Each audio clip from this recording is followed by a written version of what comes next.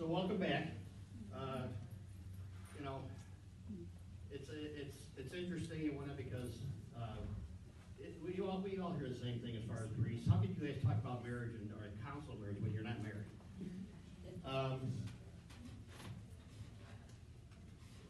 Is it loud enough? Or need more? Okay, just check. That's what I was going to do. But yeah, I've been asked that many times. How can you possibly talk about marriage? Well, one, it's part of my job. We did go to class and learn a little bit about it overall. But probably the best way that I've learned about marriage is watching my parents, my aunts and uncles, and lots of parishioners about what to do and what not to do. Trust me, I've seen a lot of what not to do. And you guys probably know that because, of course, divorce rates are not exactly the best in the world. So, again, we're going to get started with prayer, as we have, as we're supposed to do in the first place. We still have a few people coming in, which is about normal for Mass, right?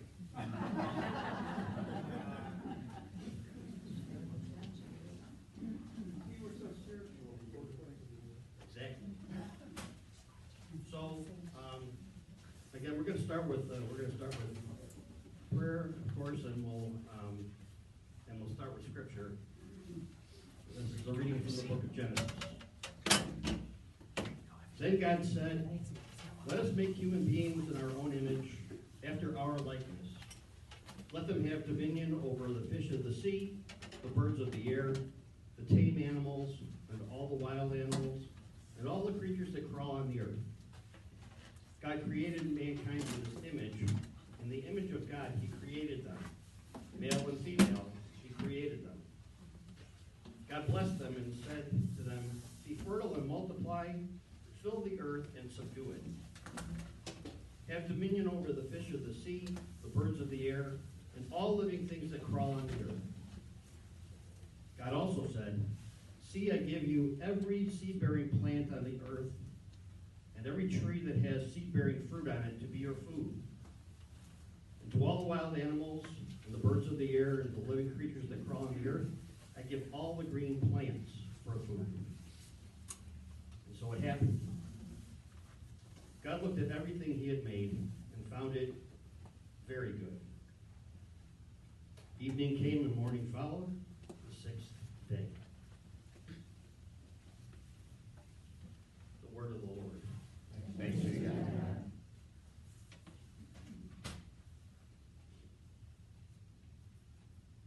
All-powerful God, in the beginning you made human beings in your divine image, not because you wanted lesser images of yourself, but because you loved what you had already created.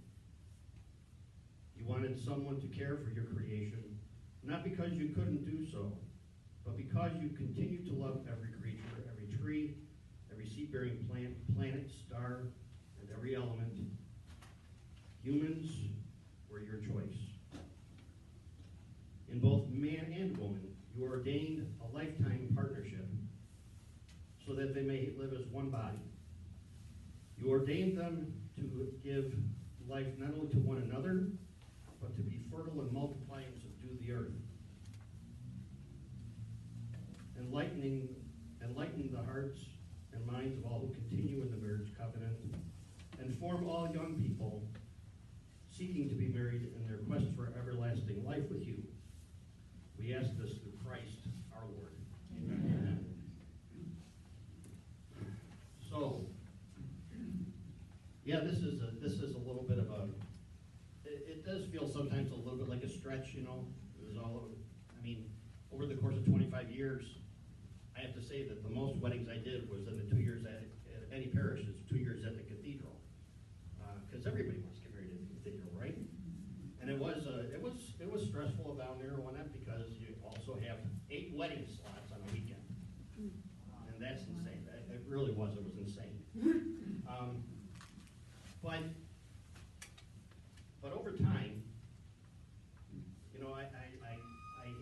I have to admit sometimes that I'd almost rather do a funeral because I don't get talked back to.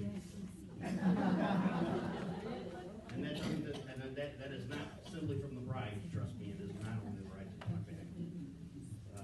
But the bottom line is the fact that still that this is an incredible mystery that the church has been that Christ gave to us, of course, but the church has taken it very seriously for a long, long time. Now, I have to say this as well. I give you guys a lot of credit that are married. I really do. It's, everybody says, well, Father, you made the decision to get ordained, and you have this whole flock that you're dealing with. Yeah, but you guys have a very intense household that you've raised, a lot of it. And again, it gets to be, I'm sure it gets to be a little bit of a hassle at times, but you do certain things, I'm sure, to make sure that the love remains. And that's one of the ways we're going to approach tonight. Is how it is that we necessarily that marriage can possibly last with all of the craziness that we've seen in the news and such. Somehow or another, there are also good, solid marriages. It's one of the things I like to make sure that I tell the brides and grooms in my homily, as I have them stand up, turn around, and look and face their people that are with them, and ask the crowd how many have been married for 10 years, how many have been married for 15, and usually we get pretty much up to about 30 years still, and that's great when people are able to do that. And I try to tell them that this is a plus for them because they have good genes to work with. It's, again, and some of them, I have to say, probably were in second marriages and such, but I don't know those things all the time. I don't ask those things. I think that's a little bit rude. So, but still, think back to those very, very early days when you were dating.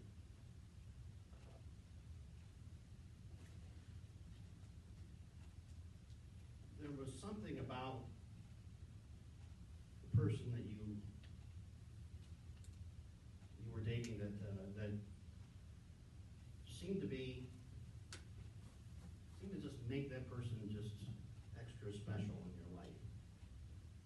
And who knew what it would actually come to? You probably dreamed someday that maybe you did dream that you would get married to this person, but you didn't know for sure. And eventually, yes, you did. You came to be sure that this is the person you wanted to live the rest of your life with. Again, a pretty amazing decision to do at such a young age for many people. I could go ahead and say that I didn't make the decision to go into the priesthood until I was 28, and I didn't get ordained until 33. There's a lot of people that, again, that got married much, much younger than the times that my parents got married at 21. It was a different age. But watching over the years has really taught me most about marriage, especially in our own house. Because my mother and father, yeah, they were Ken and Barbie. They were Ed and Barb. But again, there was always this incredible mutual respect between them. Even when it was not a good day necessarily for one of them, there was something that was always, by the end of the day, things were good. Or maybe by the following morning at least. So there had to be something that when we think about the virtue of love, as far as charity is concerned, yeah, there had to be something that was there. if you had said it, I know my brother watched too. But we do approach this from two very different points of view, from mine behind the altar and his in his second marriage. He had, and again, I look at it and I say he had the good intent with the first one, but somehow or another, it didn't go right. And I'm not saying that it was, again, I'm not saying anything about the marriage themselves. The kids are great kids and such. But what was it that necessarily got them there? And what made my brother, want to go ahead and do this again? So again, it's a very special sacrament that we work with in the church. For that matter, even those who don't get married in the church, to go to the courthouse and whatnot, I can say that's still a major decision. Yes? Yes. Oh, good. You're still paying attention. I mean, it's very early in this. You have two people coming together before the altar in our case here. Before the altar, before the church is official, and who is an official for the state, only in that church. That's the one thing, when everybody talks about getting married outside the church and having a nice beach wedding, that's why we don't, because we're not ministers of the state unless we're working inside the church. So that's a quick little aside for you. But marriage, in terms of theological basis, really is supposed to look like the Trinity. Now that's a deep subject right there. But when we talk about the Trinity, we talk about, of course, three persons, one God. But how does it look? What does church tell us that it looks like as far as the Trinity is concerned?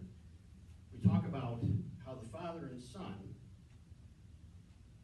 give their love to one another, which is the Holy Spirit. So again, it's the love that they share that makes them one. And then we call that the Holy Spirit, of course. But then he in turn was given a mission as well, to make sure that his church, the church, is one. We start with baptism. We did that already. We have the Eucharist, of course, as far as sacraments are concerned. We have confirmation. He gives us his gifts. We have holy orders. And now we'll look at something that is, again, something very different, but mirrors the Trinity in the way it's supposed to look. Whether it gets done in the church or not, as far as I'm concerned, that's the way it's supposed to look. Okay? We would prefer, of course, that it is done in the church, because then we talk about it being a sacrament. But it doesn't make it any less legal, to do so at a courthouse. Not that we encourage that either. But the husband and wife, again, in that moment that they share their vows with one another, that's the oneness. That's the love that again is emitted from them, that necessarily binds them into being one being, one body. So the promise of love that they give to one another, of course, is that same idea as the Trinity itself. Now again, how many of you were actually told that years and years and years ago? That's good, one person. That's even better than I expected. Because of course, when we go through our sacrament classes, when we go through catechism and such, we don't necessarily hear all these things. But when you're going ahead and actually getting married now, when we have all these, people say we have all these extra rules that we're supposed to, that we need to follow, all this paperwork that we have to do. Oh my gosh, but there's so many different rules and paperwork, and yeah, there are. There's a lot of that goes on. But just imagine, and this is one place I don't like to necessarily go to, but just imagine what the world looked like some years ago.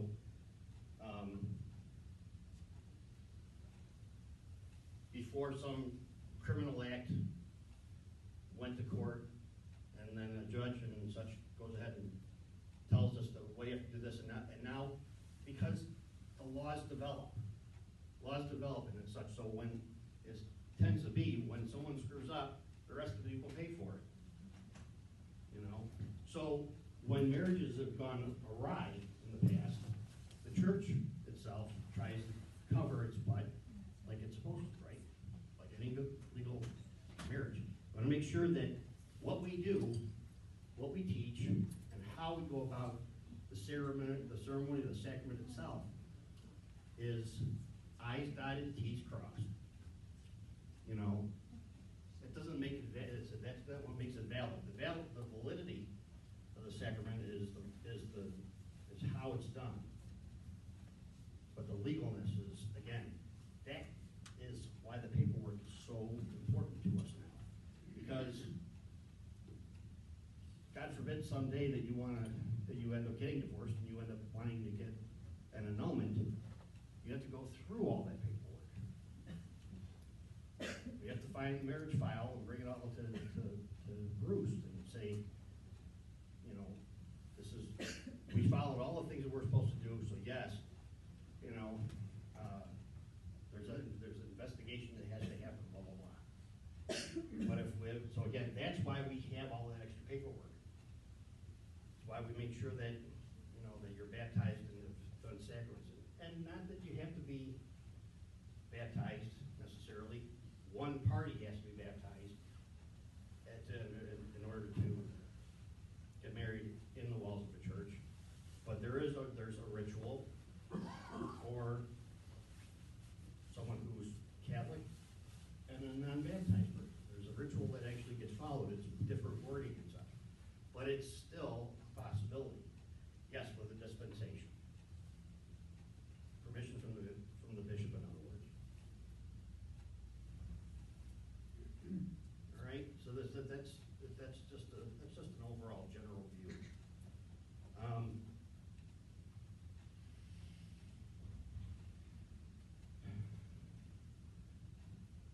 My parents grew up on the south side, so they somehow began to know each other as mutual friends, began dating. Neither one of them was college educated, but they both had faith. They both graduated from high school, of course. But they began sharing their faith with one another. I'm hoping that many of you did very much the same thing. Again, as I said, I'm not going to ask who was married in church, who was not. But the bottom line is that when you started sharing something so deep and so special, there was something that was, again, growing out of that love. In June of 1963, Ed told Barb just how much he loved her. He wanted to marry her. She said yes. And in November of 1964, they were married at St. Christina's in Chicago. What made the difference over the course of time? It wasn't my brother and I necessarily that kept them together. We were good products of it, I think. We were good products of it, but what was it that makes the difference? And I'd love to ask everybody individually about this. But what was it that made the difference as far as why your marriages lasted? You know, again, I'm not looking for an answer right now. But the 3 points that I would say are time, which means patience, communication, and prayer. I'll bet prayer was a lot of it. Maybe not even at the same time, but hopefully eventually at the same time you guys brought your faith part together. But not everybody does, as far as the faith is concerned. You know, some people again that aren't baptized go ahead and they just, you know, they say, well, whatever she wants, whatever he wants, whatever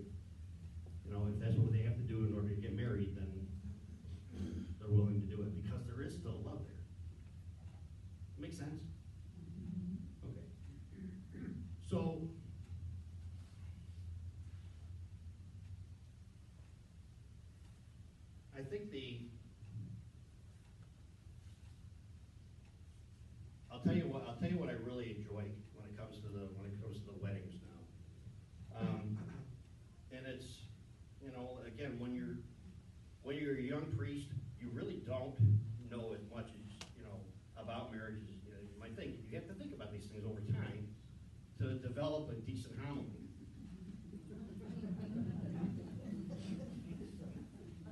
You can be really, really general, or you can get to be a little better about, how the church views it and how they're going to be, how the bride and groom are going to become one body, as I was telling you. And this is, again, for my first assignment at St. George and Tinley, it was just so difficult. But the Holy Spirit, also moved because he wanted me to do more. He wanted me to do more when I got to the cathedral for those 2 years. And I talk about this every wedding I do now because it is so poignant to what canon law tells us marriage is supposed to be. Canon law. Not God's law, canon law.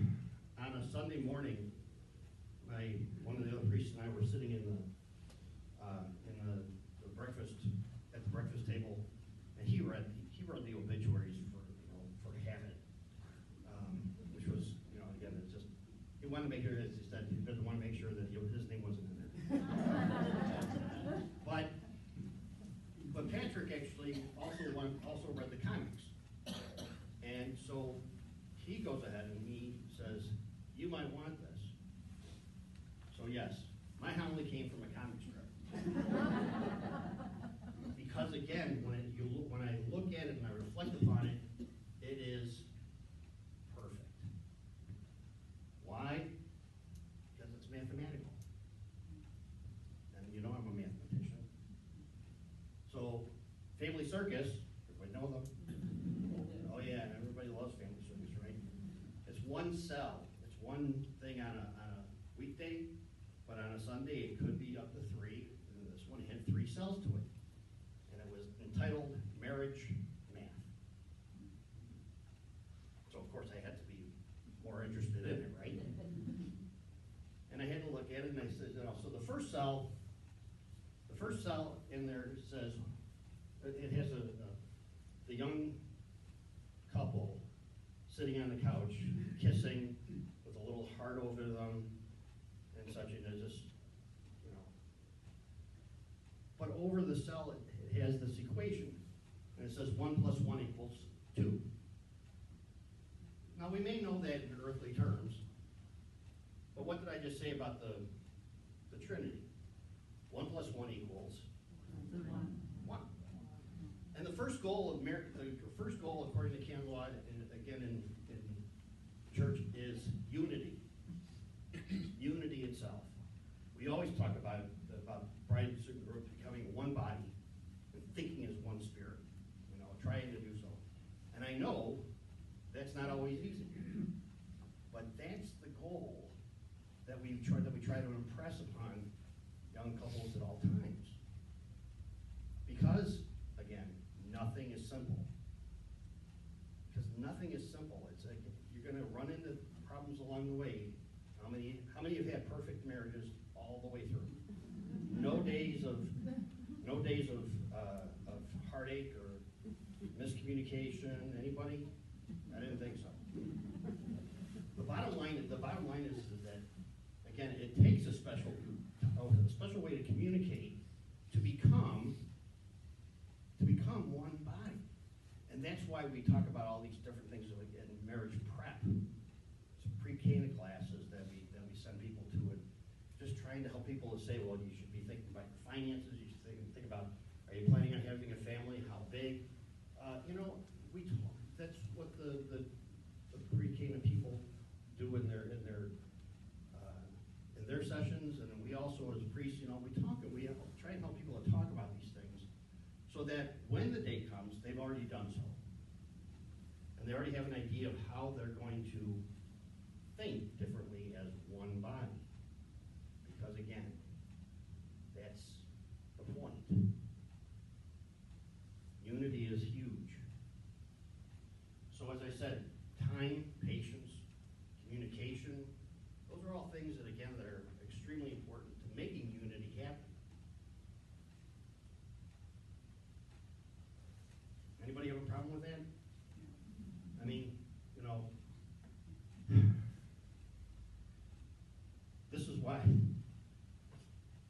why I asked the guys to come to this.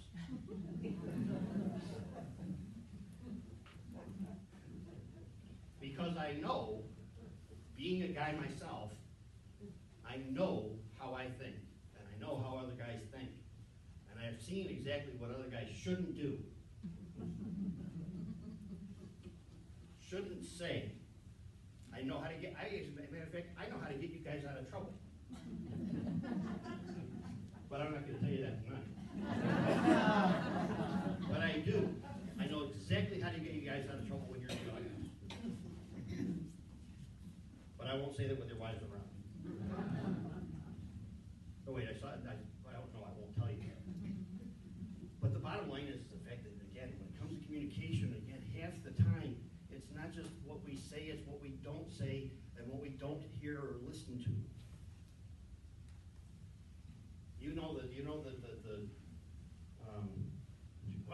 While the one cell had this couple sitting on the couch and kissing and whatnot, but you've also seen the stereotypical guy that's sitting at television and watching his baseball or football game and such. And yeah, mm-hmm.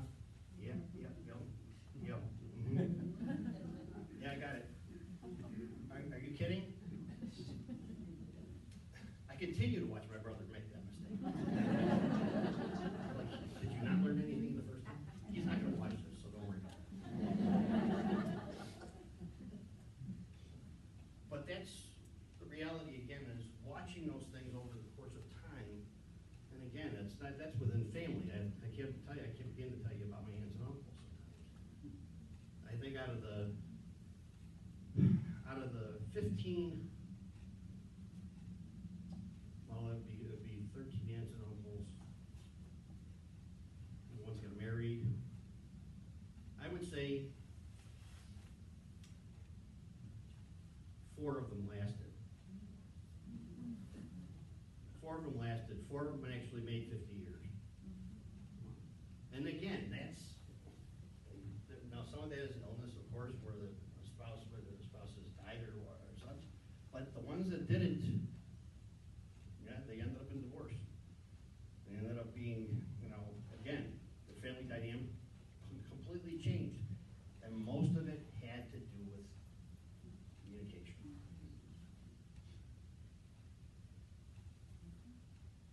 It wasn't even about, suspicion of someone having an affair, like you see on television. It's not that stuff.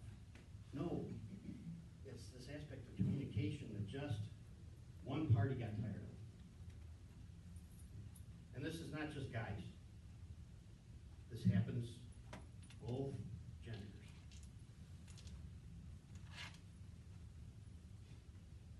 I've seen it all too often.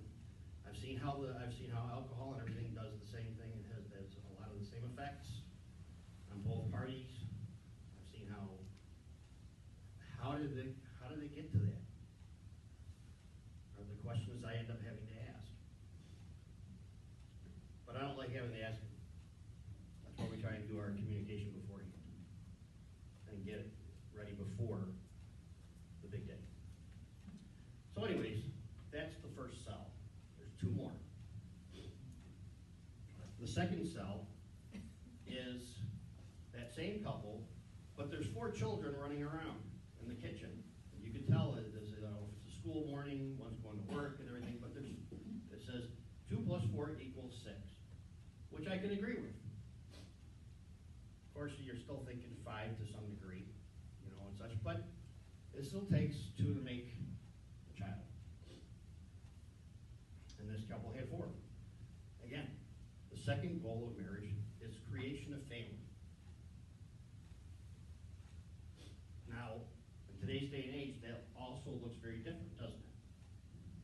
Because there are a lot of couples that decide, or that, again, find out they can't have children, but they intend, at least on adopting, creating some sort of family.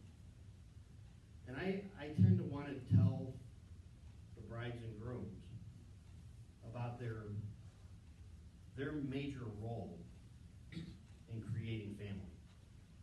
And it starts on the wedding day itself. Not at night, after after the reception. But at the time they make their vows, they're creating family. Not just with one another, but you have two sides. You have a groom's side, you have a bride's side, you have family members, you have friends, you have best man, maid of honor, and people that are just are there witnessing. But you, through those vows, you just brought them together as family. So there's already a good start there. You know, and most people don't even realize that. I mean, most of them are going to come to the reception later too, right? You're not going to put them on opposite sides of the room necessarily. They're going to intermingle and such. That's family. That's what they become. Again, while it isn't by blood, it's still by marriage. Now that again is a responsibility piece. It's a responsibility piece to that I'm sure the bride and grooms were not expecting to hear. It almost sounds like a little bit of a weight, doesn't it? But that's the reality of not just the unity themselves, but creation of family. Yes, children are the big way to go about that, whether it's by birth or by adoption. But family, again, is a bigger thing. Isn't there somewhere out there on one of those signs at the parish that calls this place a family? People that walk through our doors. Haven't we really been kind of trying to push that? As a matter of fact, I think if I remember correctly, we have a song called Family of God, which is the parish song, correct? This is why, this is how this whole thing with baptism fit in. And while not everybody in that church might have been baptized on the day you got married, you still created family through that.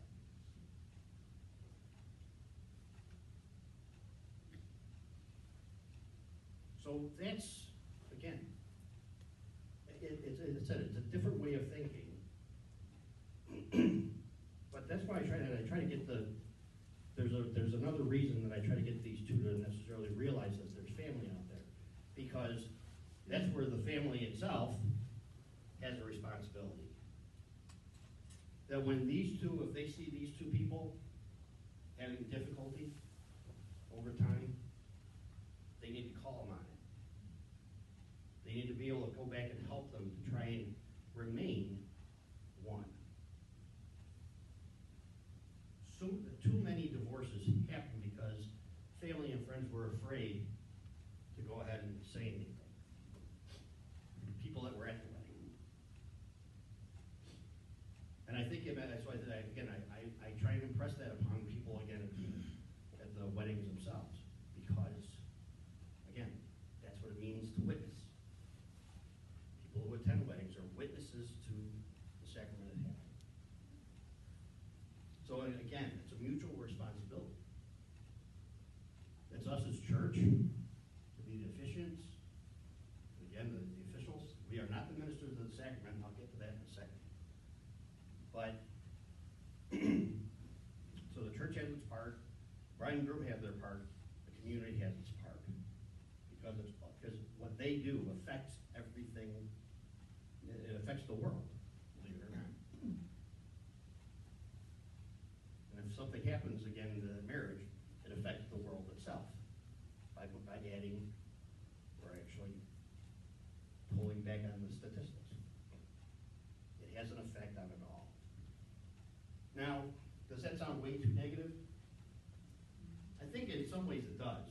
It sounds with negative and whatnot, and maybe that's one of the reasons that I've had why I've been skeptical about the sacrament over time.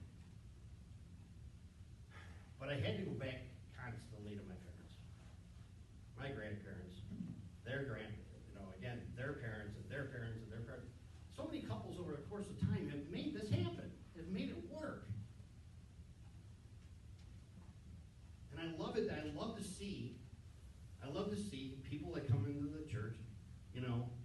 60 years of marriage, you know.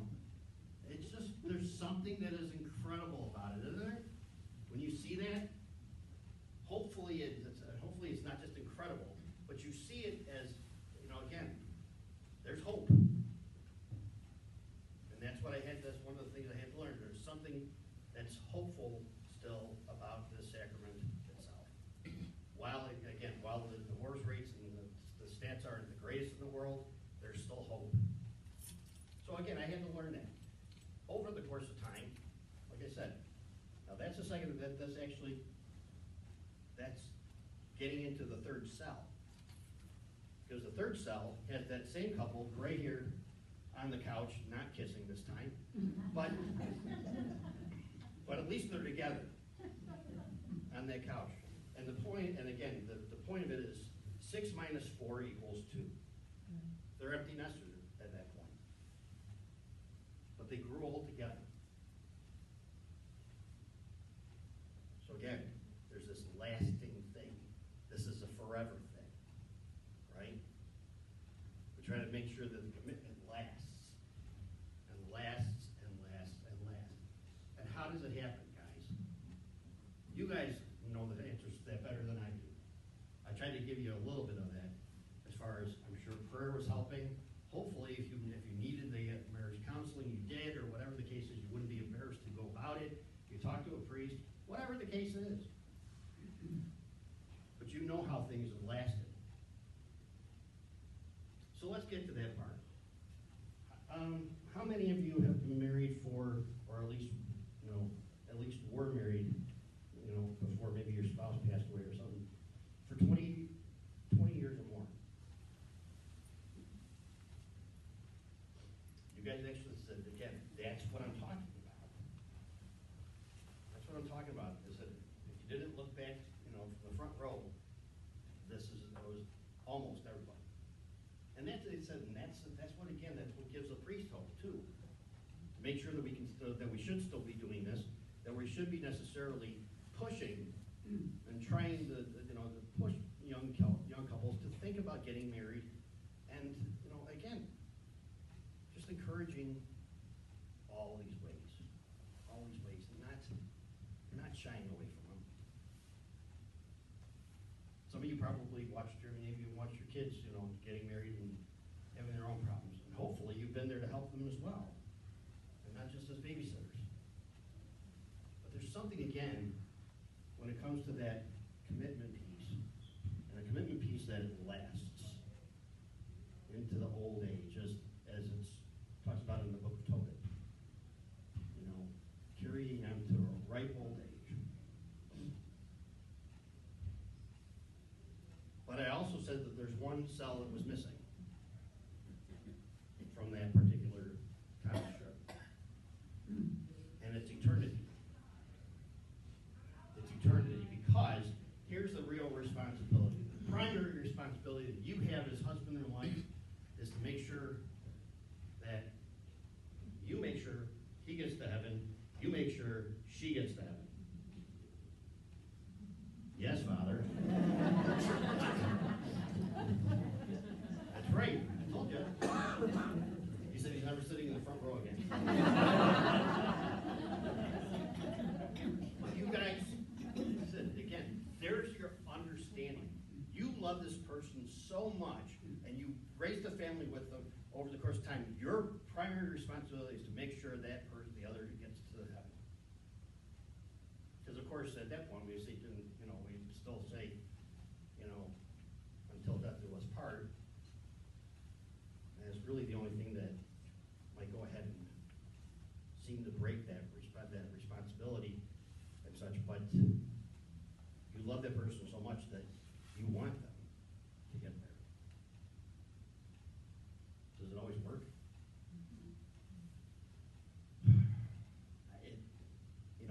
I can only, again, I can only see what this is supposed to look like. Whether it's happened or not, like I said, why are divorce rates so high? Why are why are people going? Are the annulment rates going to the archdiocese backed up because people want out of this marriage and they want to get into another one? again, it's heartbreaking because you see this so often in society. But our grandparents, our great-grandparents, again, had something, but I think it was, again, maybe life seemed more simple for them. Maybe there was just better communication between them. Maybe it was just something good for them to be married.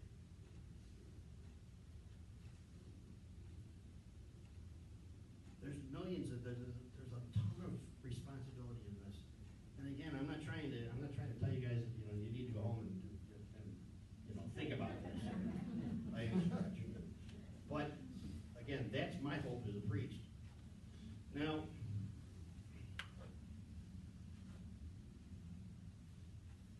I've also seen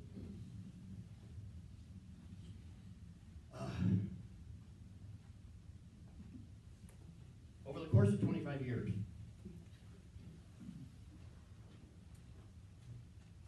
I've probably seen what people would say everything. And on the day of the day of the wedding comes, or the rehearsal comes around, and something is completely, again, it's almost like this, you don't recognize the couple. Something is different already. I try to tell them to make sure that they are the ones taking responsibility for the day, for that rehearsal, because technically, brides and grooms are ministers of the sacrament. We are not. We are administrators of the sacrament. We are officiants of the sacrament, witnesses, official witnesses. But brides and grooms, especially in front of the altar, are the ministers of the sacrament because of what we talked about earlier as far as the unity is concerned and the Trinity mirror. Okay? So I tell the brides and grooms that when it comes to the rehearsal, you guys are the ones that are responsible. When we need to get moving, when the time comes to the rehearsals to start, you're responsible for making sure that we get started on time, people are paying attention, and such, because it's their day.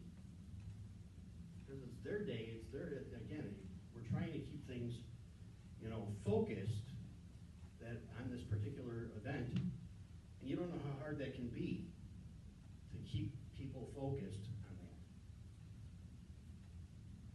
that. Worst example was last year. Carol knows this one. She was wedding coordinator for that day. Monsignor Villa was the celebrant of the Mass that day. But this wedding party was not paying attention. Now, the wedding's supposed to be at 2:30, I think it was, or 3 o'clock, something like that. And no one was lining up. We were 2 minutes before Father Villa was supposed to start this thing, or get this thing going. Nobody was lining up in the narthex. Now, you don't want me to whistle. You don't want me to whistle, especially those of you who have hearing aids. I want to tell you to turn it down. And just imagine what that'll sound like within marble walls, with those doors closed in the narthex. They weren't paying attention, and that's what they got. And I told them straight away, I said, if you guys don't get in line right now, you are going to be the ones to tell the bride and groom why this marriage is not taking place today, because you guys are screwing around and not paying attention. I hate playing the heavy. I really do. But push me.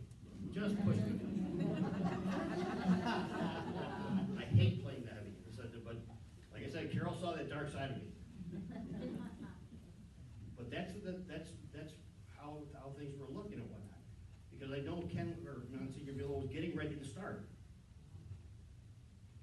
And no one was paying attention. I said, do you guys want to be the ones to tell the bride and groom why? I said, and so again, did it happen? I finally did.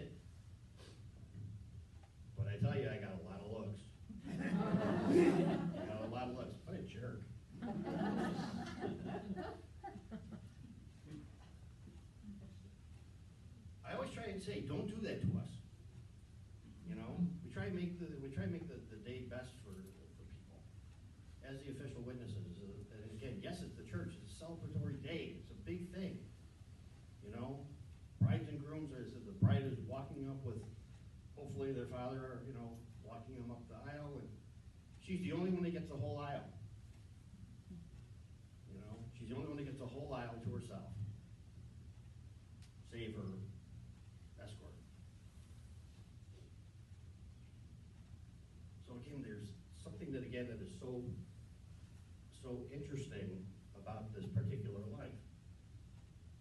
And yet there are reasons why the church wouldn't marry someone. We have these things that are called impediments to marriage. So this is where I'll ask you the question, maybe somebody would answer it. But how old, what's the youngest you can be to legally get married in the church?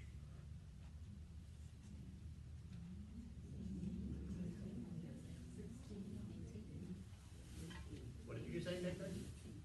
I heard it back over here. 16 for guys. What do you think for girls? 13. I heard that. 14 years old. Believe it or not. Now, how many 14-year-olds do you know that can actually do this? Well, probably more 14-year-old girls than 16-year-old boys. But that's, again, at the same time, yes, that is with parental permission. Otherwise, it is right. Otherwise, it isn't legal. It said they have to go ahead and be able to do this. But yes, at the very youngest, 16 for boys, 14 for girls. That's canon law. That's not something I make up. Somehow or another, the bishops thought about that. How old is that law? 1983. What? 1983 was the last edition. I know, kind of strange, isn't it? Is the state law the same? Yeah. It's so incredible. Why wouldn't they go ahead and actually update this thing? But you know, if they're not of that age in the first place, you know, we ask them for their ID and make sure that they are old enough and such. But it is it's really kind of a strange thing, because even at that age, the girls wouldn't have driver's license. So it is kind of, as I said, it is kind of a weird thing. But that's the first impediment.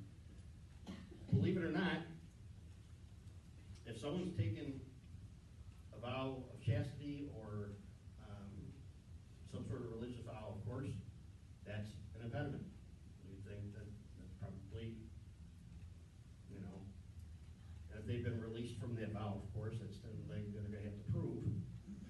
But, you know, but it'll still come across as something we have to dispense.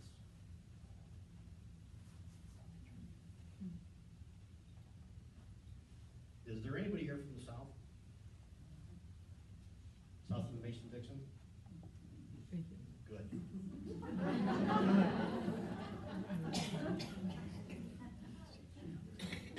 Because legally and in canon law, the closest relationship you can marry is your second cousin twice removed. How's that one sound? I was thinking about that and just saying to myself, you know, still, it's again, that's why I've lovingly called it the Kentucky question.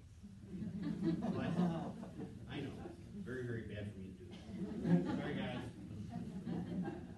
But when I was thinking about this recently, I found out that I am actually, I'm about that related to Bishop Casey. Now, we didn't know that when we were kids. I found out recently because our cousin in here, our cousin, again, she said something about the fact that they were related, and then Slovenians were related, but then what would be the case of, so someone from Casey's family could actually marry one of my cousins. And yet, there's still some aspect of relationship there. Familial. It's weird, don't you think? It's very strange. We don't, not any one of us would actually think about that. Not any one of us would actually say, most of us would say, ew.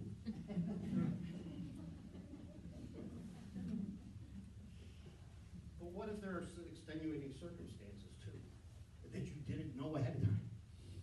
You find out later. You know, that's what your hope would be, I guess, finding out later. But no, you can't marry within your family, of course. You know, that's what, but it is a question we have to ask. Are you related to your fiancé in any way, shape, or form?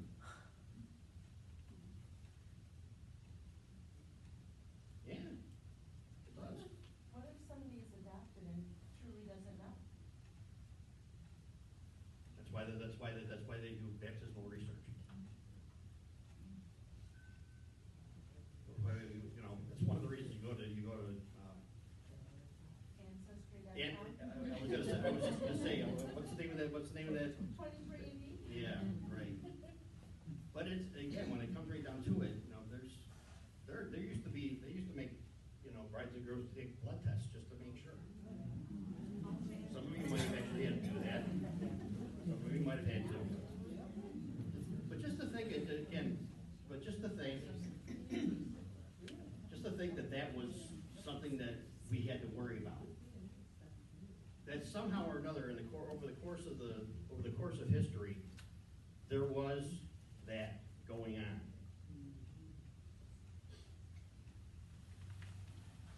You know, yes, incest. It just really kind of is. It just almost it turned your stomach. But back in the 16th, 17th century, maybe that was something that wasn't a problem. I don't know. And you have to think that some of these laws and impediments that we have to marriage, again, are actually somewhat recent.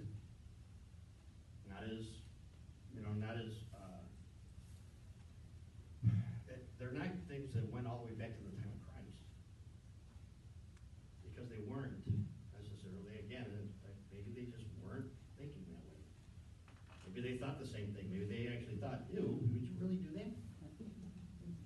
Or someone, again, that took a vow of chastity or celibacy, and still they ended up going ahead and getting married. Yeah, those are things that happened in the early church. So the church had to go ahead and figure out ways to necessarily keep its integrity. That's what canon law did. Eventually, I said, and I'll tell you that, somebody asked the question before I knew I would get back to. When you asked about the 1983 Code of Canon Law, the previous one was 1917. So yeah, they don't really look at these things really close for many, many years. But there are there's always these special circumstances that we have. I still have one great, as far as I'm concerned, one of the greatest little stories that I had down in the cathedral.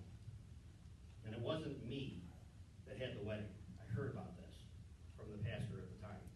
And he said that because there's no pictures after the wedding or anything, because again, you're getting into the next thing at the cathedral. It was a machine, okay? So at the rehearsal, Father Dan was telling the flower girl, when you're coming up, make sure you drop the petals right on the runner. And she goes, oh yeah, well, day of the wedding, she's staring him up the aisle, looking at him in the face. She's this tall. She's looking at him in the face and going, just to spite him. I love that story. I love that story, and because again, it's stranger than fiction. They're great opportunities again for us to really teach from. I think that's one of the ways or one of the reasons I can still teach about this, because there are so many teaching moments, that you've seen, whether it's in the house, whether it's in a broken home, whether it's, again, I can't fathom the amount of funerals I've done for young couples, for one young couple, one spouse that loses their spouse very early. I can't tell you how that would be necessarily a good thing, but there are so many incredibly special circumstances we have as far as marriage is concerned that I'm just, like I said at the very beginning, I'm very impressed with those of you who have been able to do this, who actually again decided to do this, and whether it lasted, again, it's lasted this whole for a very, very long time. Whether a spouse passed away and when you would never go back to have another marriage. My mother said that she would never go ahead and get married again. She loved my dad. That was it. But again, those of you who were able to pull this off, I have a lot of respect for them. I do. I've watched the family squabbles. I've watched everything. And yet, there's still more situations that come up, I'm sure. And they're going to come up over time. But that's why I think nights like this are important.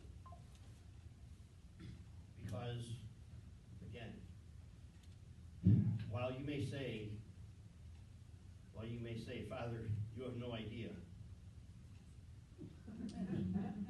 Tell me I don't have any idea.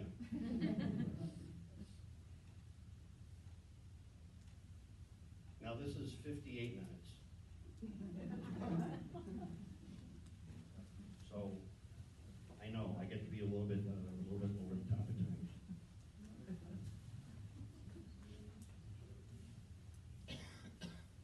One last thing. Because of the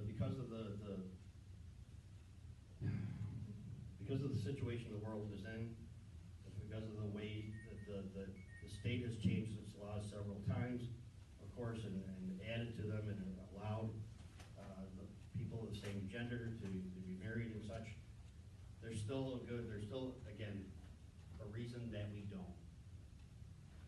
And it isn't just because of what I said, the reading we started with. You know the real reason why we won't do same-sex marriages? Not because it's immoral, but because there's no way for them to be open to procreation naturally. Male, female, female. There's no way for that to happen naturally. So when it comes right down to it, again, that's it's tough because we get pressured from couples that want to go ahead and do so. They want to go ahead and get married in the church and whatnot, and they want to be recognized. One of my best friends that just passed away, again, it's the reason he and Earl didn't get, married in the church, because they wouldn't let him. But they were recognized as a couple in another church, at least. They weren't married in the other church, but they were at least recognized as a couple. But again, that's the reason, that's the primary reason why we don't do those marriages. Is that going to change? I don't know. I don't look forward to the day to try and explain it to people. Genesis just still says male and female, they were. But he created them, yes. Yes, and the whole idea is it had nothing. Marriage is something for a man and a woman, But God created human beings in their image. Again, those are the things that come back to us. Look at the Bible in a very, again,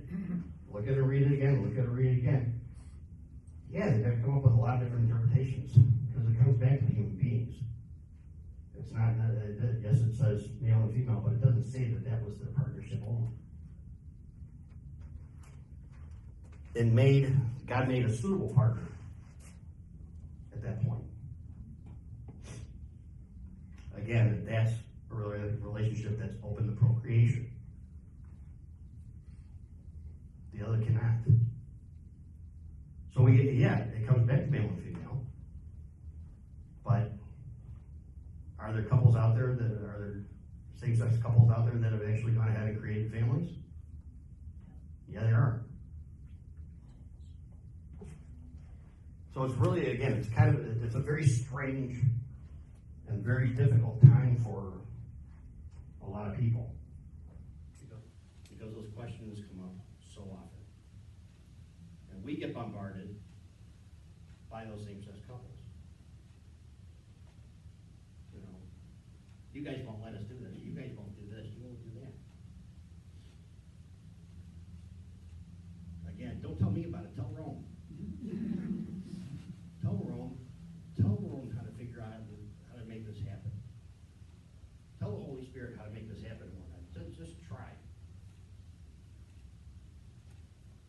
It hasn't happened all this time, but then again, we didn't think there was going to be a pope from Dalton either. No one saw that coming. So again, as we also go back to so often, we hear from the angel Gabriel talking to Mary. Nothing's impossible for God. But do I think it's going to happen in my lifetime? No. I still don't think women priests are going to happen in my lifetime. I don't think married priests are going to happen in my lifetime. But who's to say? Who's to say? And they haven't asked my opinion over in Rome. So, again, everybody thinks that they know that they have the answers and such to all these different questions, and we all have these answers to these different questions. We're in this predicament, or I'll say a predicament, but the situation again to try and keep this as close to Genesis as possible. You know, that's what we're on for. We're on for this whole thing from the beginning of the Bible to the end. And then at the end, again, isn't the end. So we have to, again, that's why I brought it back to eternity, even. That's why I brought it back to the Trinity. Because isn't that kind of a weird thing that it's Father and Son that are sharing their love? Not to a lot of people. But some people, again, would go ahead and find there's the loophole. Guys, like I said, I've said before, I don't make up the rules. I follow them, but I don't make them up. And yes, I didn't pick on the guys as much as I thought I would. Because as I said before, I can keep you out of trouble. Or at least when you get into trouble, I can get you out. But that's a whole other... Maybe if you want to stick around afterwards, I'll tell you.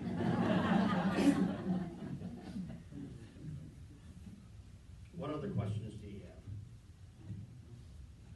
You said that the Catholic priest can only perform marriage in the church. That's illegal. Why other religions can perform marriages, like rabbis, and they can perform them anywhere? Because they actually go ahead and get their licenses, but we're not allowed to. You're not allowed to get the license to perform. Okay, then that solves the problem. Right. Okay. If we had the license beforehand, we'd have to give it up. That comes back to celibacy and obedience. There's sometimes that We can't hear anything, Bob. Yeah, We can't hear. the other religions are performed, the marriages are performed in other areas, but the Catholic priest is there, but he's not the main Right. Okay. So the question was about why we can't, or how it is that we can't do marriages outside of the church, and why other faiths can. and such, but so even if we had, if we had gotten a state license from, from Illinois, if I had gotten a state license from Illinois beforehand to be a legal witness, I would have to give that up prior to being ordained. It's again, that separation of church and state stuff that we deal with. And other faiths don't. Other faiths don't deal with that. I did have a cousin. They got married in an outdoor ceremony. This is while I was in the seminary. I wasn't ordained yet myself, but it really freaked me out because my aunt had told me that yes, we got a priest from the Diocese of Joliet to do this. I said he can't. Well, yeah, we got. How did you find this guy? I found him on the internet.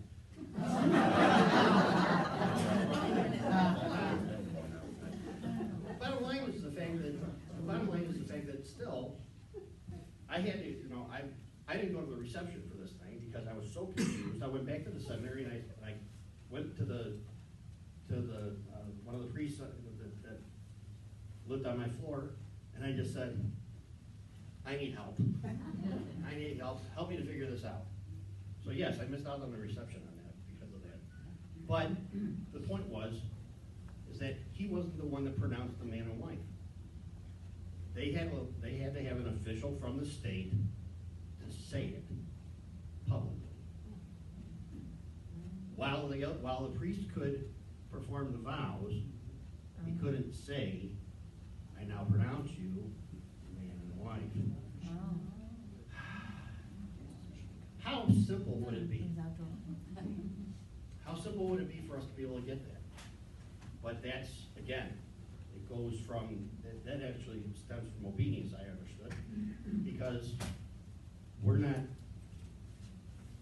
necessarily, we don't report to J.B. Pritzker.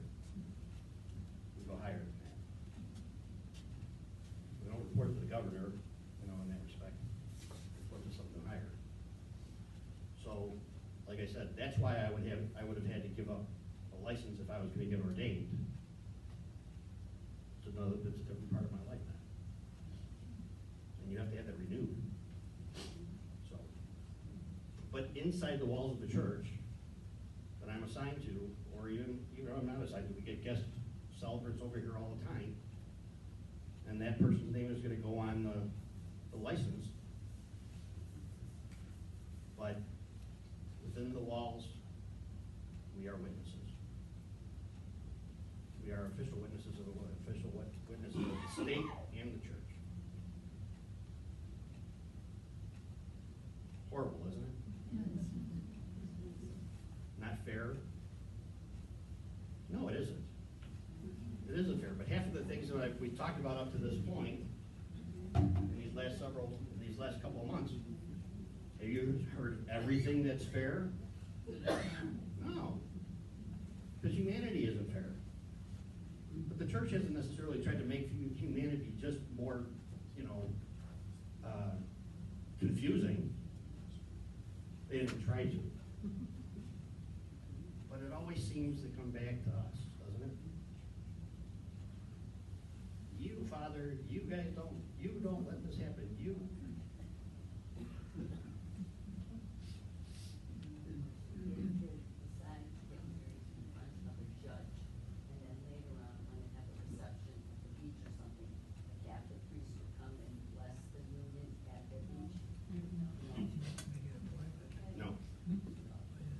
In other words, the question was whether or not if they got married in front of a judge and then I could go to the beach and actually bless the wedding.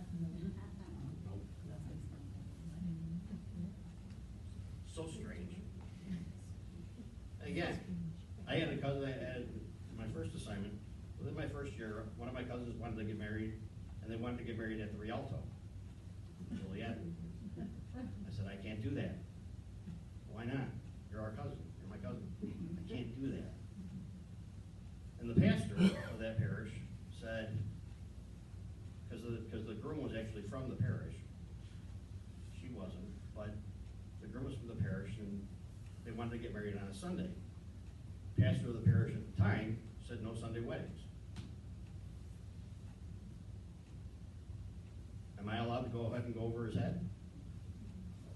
He wasn't gonna give permission because if he did it for one person, he's gonna do it for everybody. He had that rule, and I had to tell him no.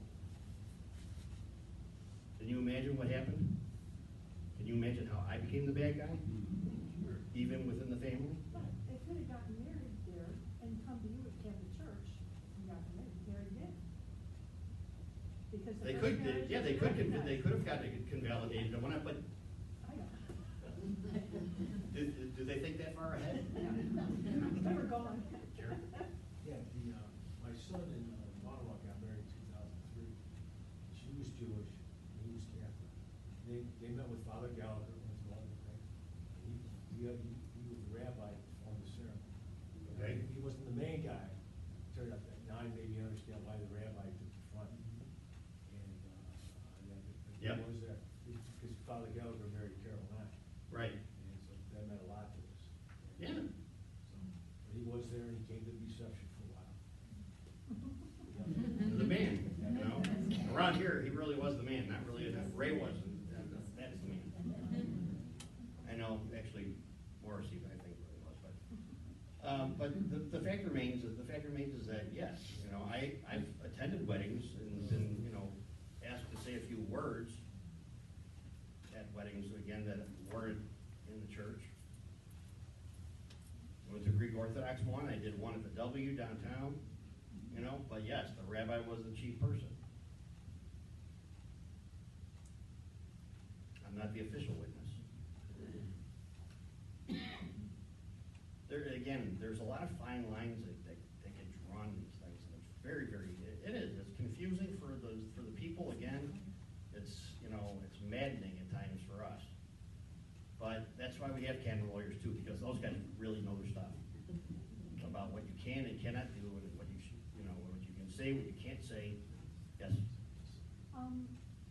You talk about, a legal perspective on why the church doesn't allow it.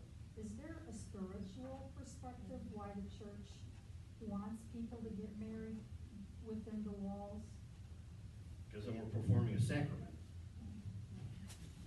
We still believe in the sacramental, you know, bond within the church itself, that we, you know, again, there might be a union, you get married in front of a judge, but we want, again, if the sacrament piece is important to people, which we all believe it should be, you know,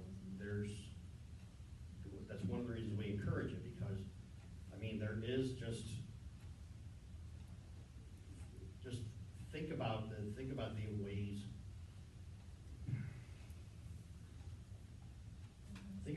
think about what actually, again, is taking place in front of an altar. Again, how different that looks in front of a judge. And again, and I say this because,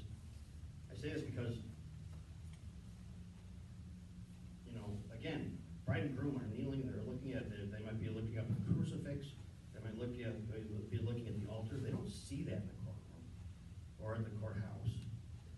There's something, again, that is different, and that's what makes us different than you know, again, just being what's the word I'm trying to think of?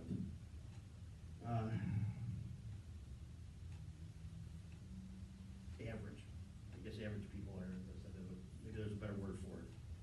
It's what makes the church, again, raised to a different level. Because there's a sacramental bond that, again, really has this form that we talked about before. Bride and groom. Yeah. How does that differentiate from an outdoor mass? Well, an outdoor mass itself, again, is not one of those legal things to do, right? There's no reason why we have to necessarily do that, but we cannot be officials of the state, even on our grounds. You know, even if it was outside on our, you want to say outside on our grounds, it's still not, again, it's still not within the walls of the church. how is the state gonna know that? That's the question, right? How's the Pope gonna find out that I did this?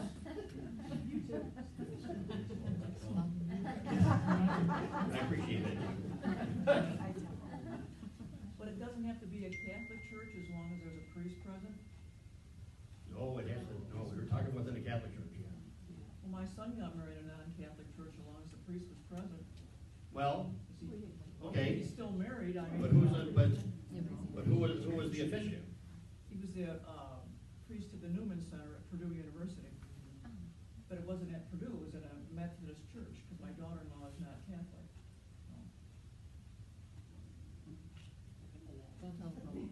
I don't know how he would, I don't know how he would have gotten permission for that one. Well, he was a member of this church until he went off to school. And then No, he I'm moved talking to about Maryland. the priest himself. I'm sorry, well, yeah. I don't know how he would have gotten permission for that. Or did he? What if we also said, and you guys have heard this before as well, it's always easier to ask for forgiveness than permission. Right. People have done this stuff over time. It's, again, there's an integrity that's still, that this position needs to have. You know, when you know that, we talked about this in the Holy Orders talk as well, but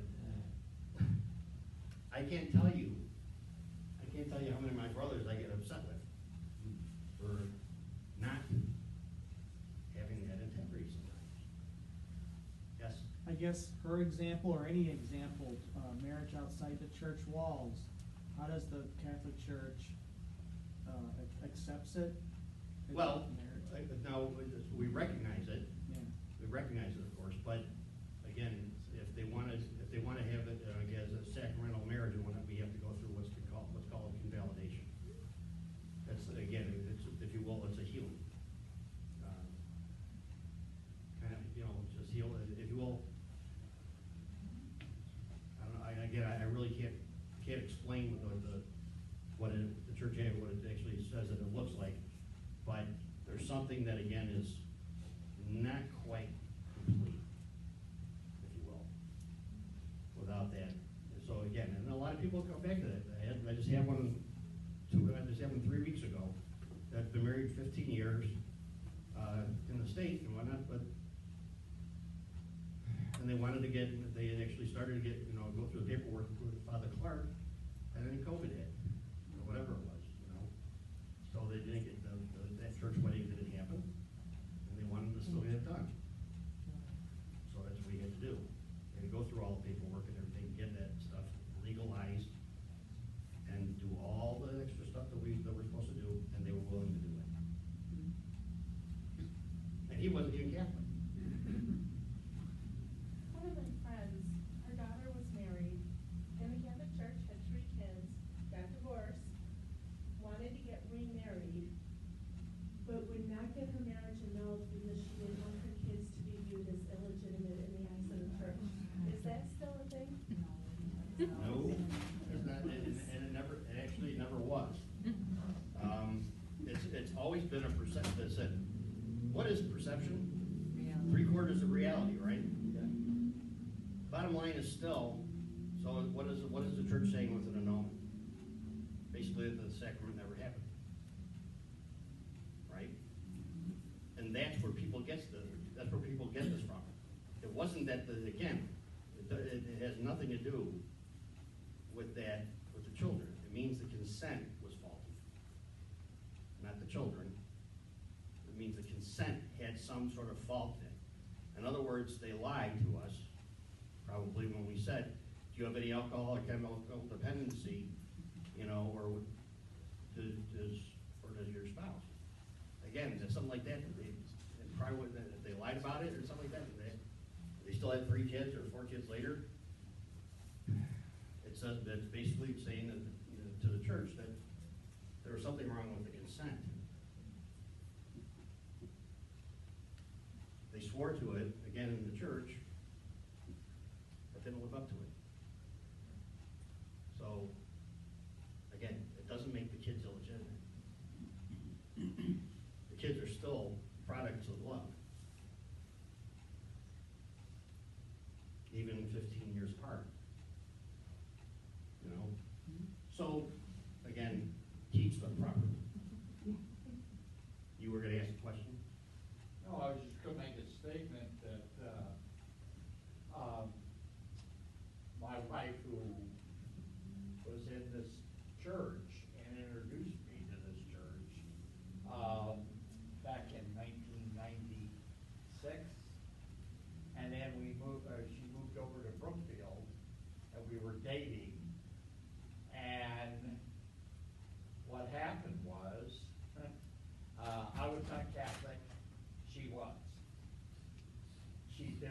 divorced and had not taken the time to get the paperwork through.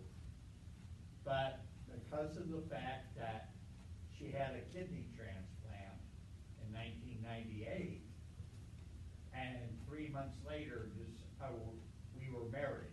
Mm-hmm. And we were married at the courthouse. Right.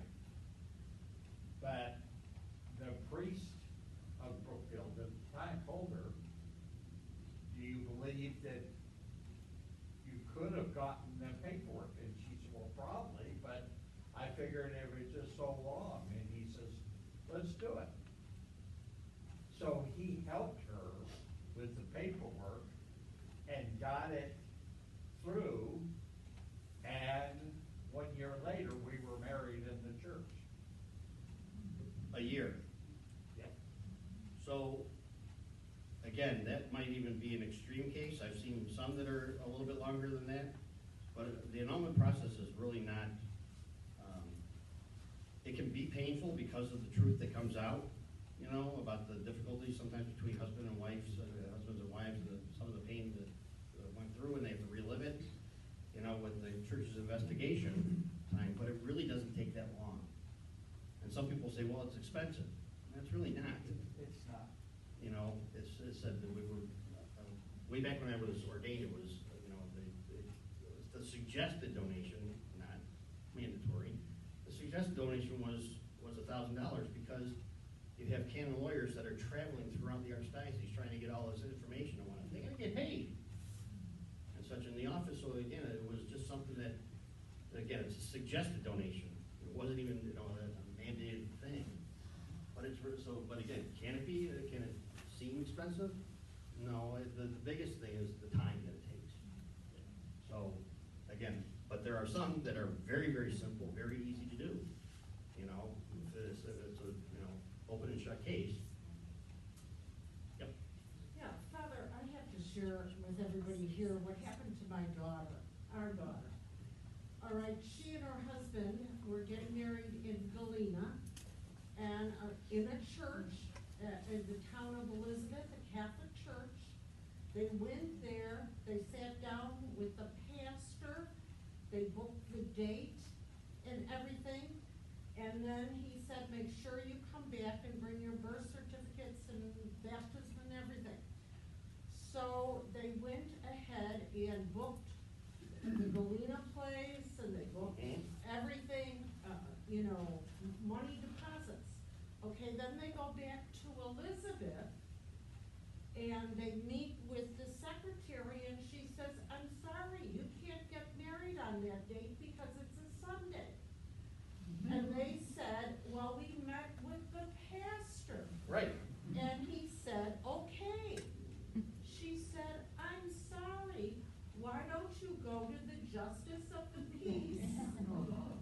Oh, I'm not kidding. And go to the justice of the peace, and then we could have somebody bless the marriage. So she calls me up and she says, my daughter, Mom, I'm done with the Catholic Church. I can't believe they're doing this. We did everything we were supposed to do. So she said, we're just gonna find a justice. I said, no, I have a really good prayer partner whose husband is a Lutheran minister. And he used to be the pastor over here at St. Michael's in LaGrange Park. And they moved to Minnesota. So I called my friend and I said, could you talk to your husband, and would he come and marry the kids? So she said, yes, I will. So she talked to Bill, his name is Bill, and he called the kids, and he agreed. And she asked him, she says, Bill, you generally like to know people more than you knew this couple. Why did you do it? And you know what this Lutheran minister's answer was? I wanted to show them the love of God. Mm-hmm. You know? And so then, when they had kids, they had their kids baptized in the Lutheran church, and now they're members of the Congregational Church in Western Springs, where they have baptism and confirmation, not youth But what can I tell you? You know, this is a true story. Right, nothing is stranger than the truth. Or more hurtful than the truth at times too. It wasn't, as I said, at that church, again, there's nothing wrong with the Sunday wedding in the first place. They might have had a local thing, like I said, my first pastor I worked with, had that was his rule. But, here's the one thing that we've been trying to tell people over and over and over again, and trying to tell the priests over and over again. If you okay it, tell them to make sure that they get a hold of the office immediately. Don't make any plans yet. Make sure you get the office, in the first place, get it in the books. And again, don't make the reservation with again, not saying that they did something wrong. I'm just saying that for future reference, just please make sure that the date is actually in the book, because believe me, the pastor doesn't keep the records on that. Well, the pastor, my daughter was told, well, where's the pastor? Let's talk to him. Well, he was in a mental institution. And how many of us shouldn't be?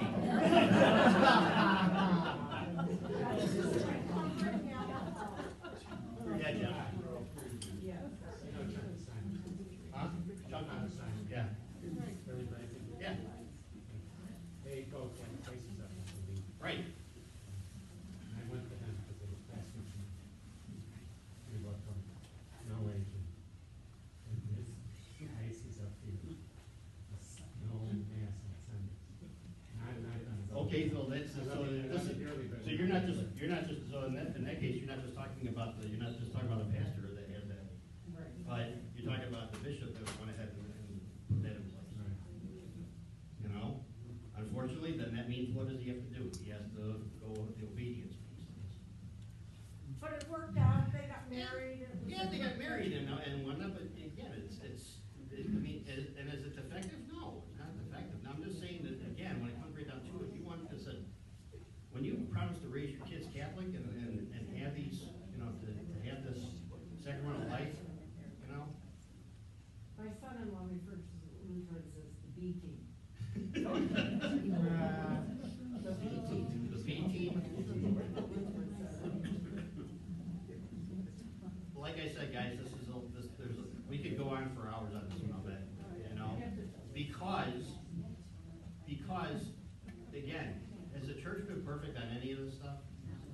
What about in the other sacraments? Have we been perfect all that time? No. God put the sacraments in place.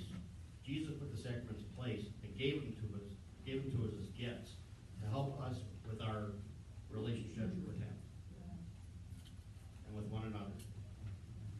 So, again, if it was perfect, we wouldn't be sitting here tonight. If it was perfect for for ordination, for that matter, we wouldn't have the problems we have as far as our date, getting more vocations. If it was perfect, every child would be baptized. Nope, not even the case.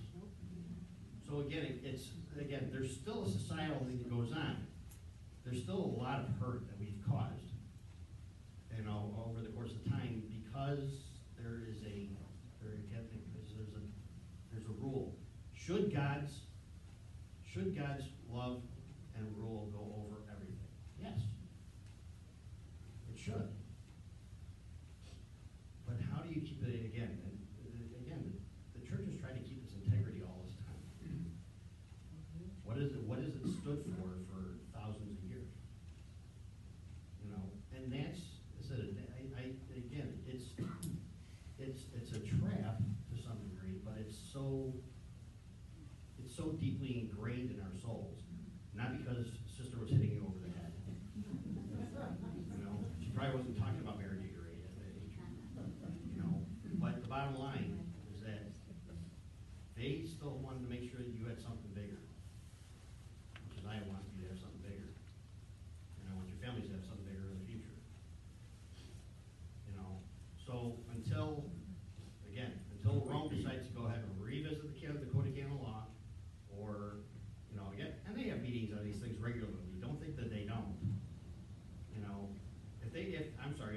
time to go ahead and change the wording in the mass, and they weren't looking at Camelot at the same time, I would have been really surprised. You know, they have meetings like these things all the time. And trust me, they always are having ecumenical discussions as well. So, do we hear about them? Not until decisions are made. Do we know about them even as priests? No. They don't ask us. You know, they want us to teach you what we have now and where the future has to go. Barb? Are there certain traditions with a big T that cannot be changed even by the Pope?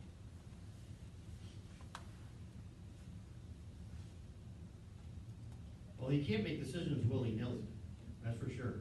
He does have to go through, you know, if there's gonna be a decision that he'd like, or something he wants to have changed, or he thinks should be changed, he has to go through all the bishops, he can't just go out and do it on his own. You know, I mean, that's still part of hierarchical, you know, so even though he has that little white hat, you know, it doesn't just necessarily put him, he can't just go, like I said, he can't just go ahead and say, do things, you know, without consulting. But he's still a Sox fan. That's his problem. He's still a Sox fan. There's a problem with one that I can't help. That's the White Sox don't, the White Sox didn't hire me either, so I can't help them. Of course, I won't pray for them either. So, anyways, we're way over, but we're over the 8 o'clock part one, but I really appreciate everybody's sticking around and coming back and being willing to go ahead and discuss the stuff, listen to my rants, and such. So we have one more session with 2 sacraments next time. So it'll be reconciliation and anointing of the sick. We may even have a surprise that night for you. So, no, I'm talking about pizza. No, but, you know, I know there are more. I know there, well, no, and you won't get general absolution either, no. No, what I'm still thinking, I'm still debating on whatnot.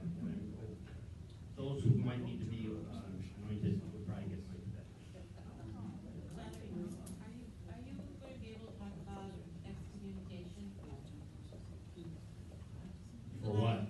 Well, just the whole topic in general. I mean, for instance, my sister, who had passed away, she was married young, married a divorced man, and he had 5 kids, and she took over as well and had 3 more. But she was told by her priest in Lake Geneva, where they lived for 50 years, that she could not go to communion because she's excommunicated because she married a married man in court. And so she went her whole life, basically, you know, she died at 88, not going to communion or getting last rites, but she thought she was just excommunicated in general. Mhm. Yeah, that's it. Well, it is sad, and there are probably a lot of various parts of that story that we also don't know, but conversations that have been had, but in general, she went ahead and decided to marry a man that was already married, and maybe they both got divorced or something like that. No, he was divorced, but she was not. So, First marriage. but it was a,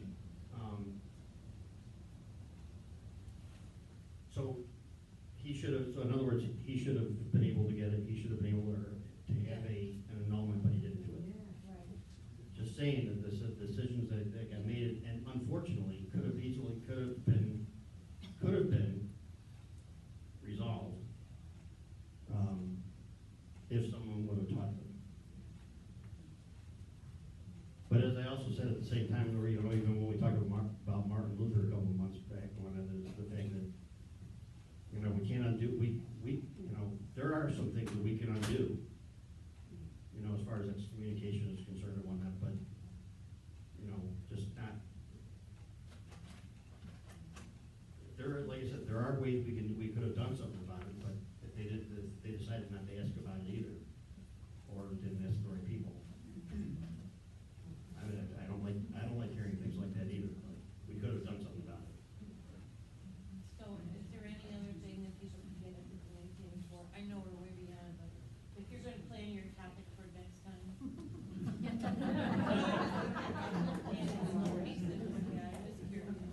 Well, you know, and excommunication is, you know, again, a lot of it would end up having to do, you know, more with the Eucharist. And I probably could have gone deeper into that at the time. It's good to think about this. So, Just for clarification, that term, excommunicated, does that just mean you can't take the Eucharist, or does it have a more meaning than that?